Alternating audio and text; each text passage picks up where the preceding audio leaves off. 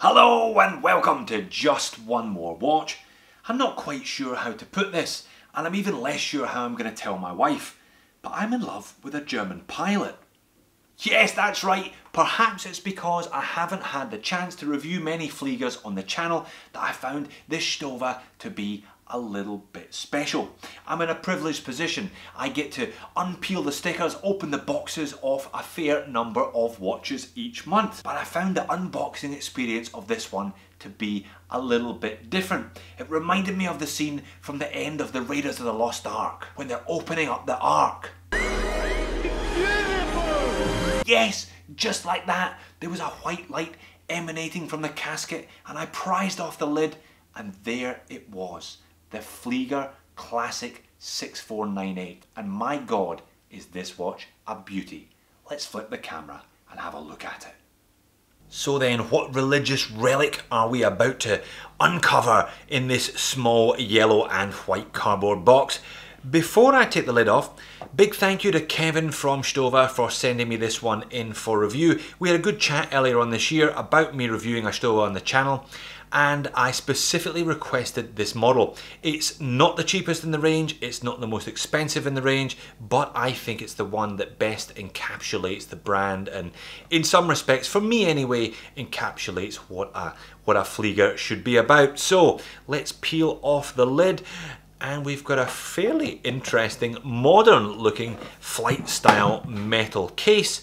But this is where it gets interesting. You pop it open and there is the watch. Now I know what you're thinking, Type A Flieger. I've seen these before, Jody. What's so special about this one? Well, I think this is an exercise in minimalist perfection. This watch has everything that it needs to have and nothing that it doesn't. And I think it is just about perfect as a consequence. Comes with the usual warranty card. Let's have a brief look at those. 2-year warranty card and the usual set of multilingual instructions. Though really, if you need instructions for this one, you've got issues. Here's my set of instructions. Set time, wind watch, and enjoy. A big part of the appeal of this watch for me, and I would imagine for most people, is the history and heritage behind it. So Stowa make watches in Pforzheim in Germany's Black Forest. They've been making watches continuously since the late 1920s. They are one of 5 companies that were officially involved in manufacturing Flieger watches, pilots' watches for the German Luftwaffe in World War II, the others being IWC, Lang & Son, Laco and Vempe. This Type A dial, denoted by the large numerals on the outer track and the triangle with a double dot there so you knew which way up the watch was. This was the first one to be made late 1939, early 1940, then followed by the Type B Flieger, the slightly more complicated dial, field watchy type style, military style, with the 12 to 24 hours on the inner ring.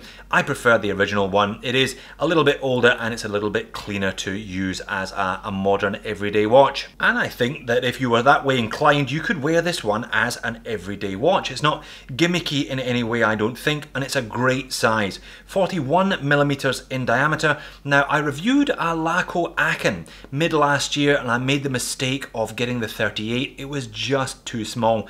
I think this one is the Goldilocks porridge. I think it's just about perfect in terms of its size. So 41 mil in diameter, just under 13 millimeters thick. We've got a lug tip to lug tip of 49 millimeters, 22 mil lug width, and on this supplied kind of thick, riveted military style leather strap. This one weighs in at 86 grams. You've got 50 meters of water resistance. Apparently, it says on the Stowa website that this one is available on a bracelet. If you were inclined to get it wet, you could go to the pool. You probably wouldn't want to be jumping into that pool too vociferously though, not with 50 meters water resistance, but a degree of practicality. Also aided by a simply gorgeous piece of domed sapphire crystal. I think the glass in this one is one of those occasions where the glass really makes the watch. I'm not sure how much, if any, anti-reflective coating is on the sapphire. You'll see when I take it outside later on, but it just gives such a clear view of the gloriously simple printed dial. Now, it is just a printed dial. They come in a couple of different options. You can get the Stowa logo emblazoned underneath that double dotted triangle underneath the 12 o'clock index. You can also get a no second hand. If you want to go really old school, really traditional, you can delete the second hand altogether.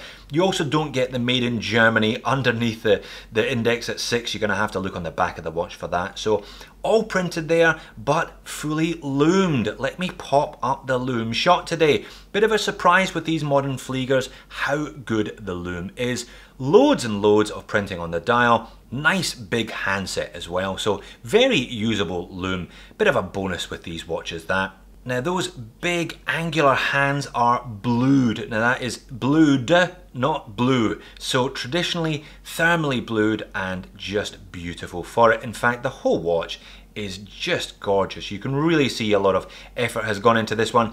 Very simple 3-piece case construction, but this is all hand finished, a very, very fine blast, meaning that it doesn't reflect, there's no polished surfaces on this one anywhere. Lovely onion crown there, just about the right size for you to hand wind the movement. And just look at that movement. A thing of beauty. So we've got a company that started making watches in the 20s, a design that emanates from the late 1930s, and a movement that can trace its origins back to the early 1950s.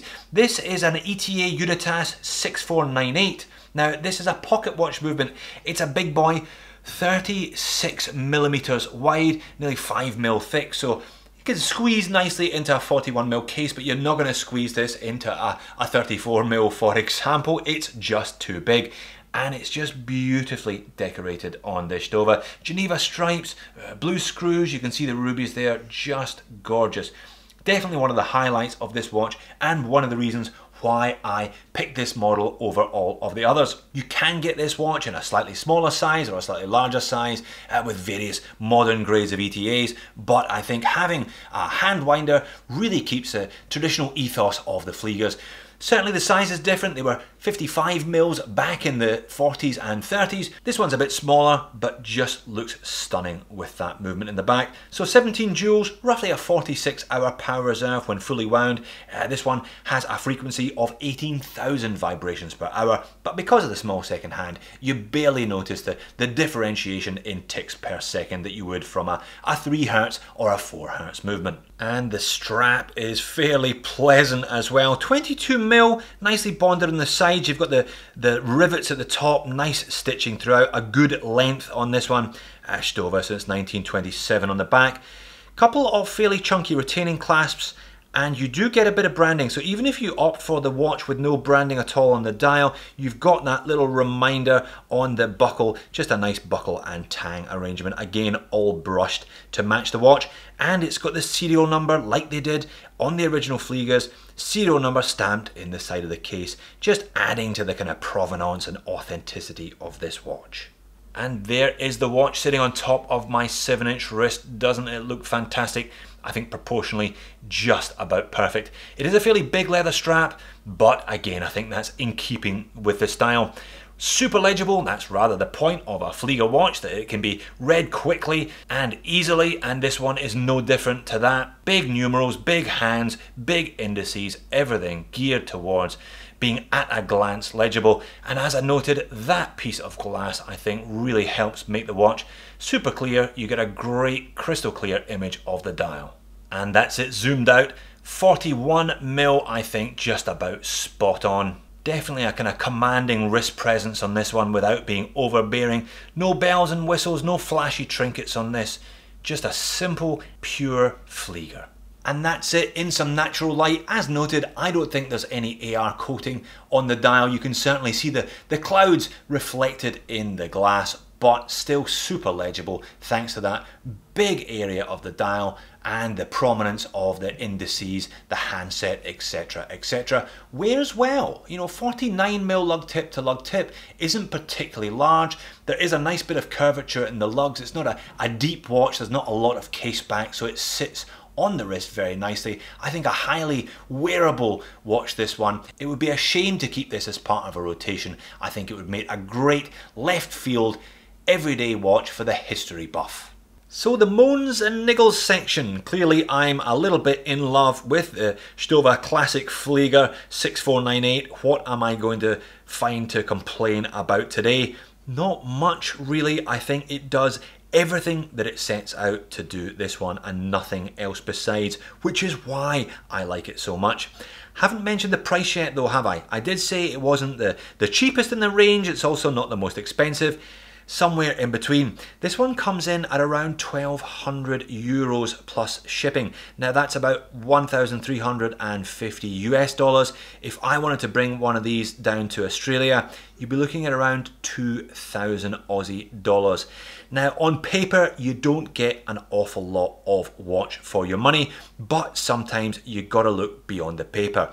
And as noted, you've got a company from the 20s and a design from the 30s with a movement from the 50s. Really, a chunk of that cash is going into the provenance, it's going into the history, it's going into the story behind the watch. The fact that it is hand finished in a lot of different areas, and the fact that I think it's just about perfect.